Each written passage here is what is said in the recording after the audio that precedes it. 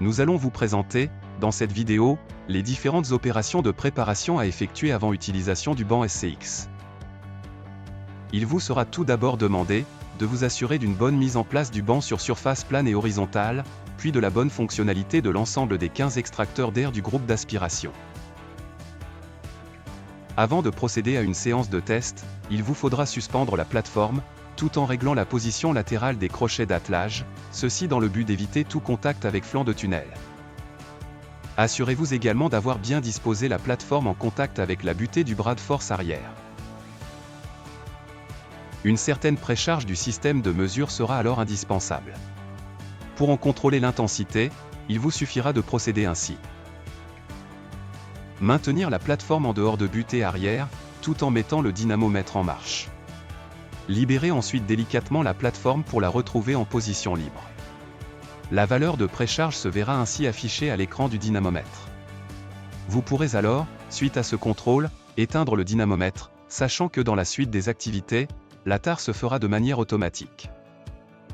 Pour agir sur la valeur de précharge, il vous suffira, en l'absence de plateforme, de visser ou dévisser la butée arrière, ceci après l'avoir débridée au moyen de clé Allen, sachant que cette opération ne sera à effectuer, en principe, uniquement lors de la première mise en place du banc, ce genre de réglage ne nécessitant pas de grande précision.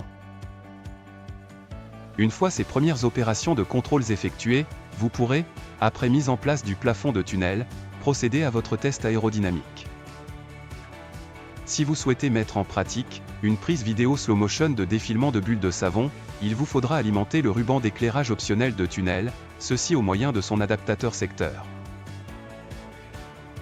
Pour ce qui est de la mesure de force de traînée, il vous suffira de mettre en marche le groupe d'aspiration, ceci après avoir attendu l'affichage du 0 à l'allumage du dynamomètre. La LED rouge clignotera alors tant que la force sera en cours d'évolution, puis se figera dès que celle-ci sera constante. Il vous sera enfin demandé, après utilisation du banc, de replacer la plateforme sur cale, ceci pour éviter toute contrainte inutile.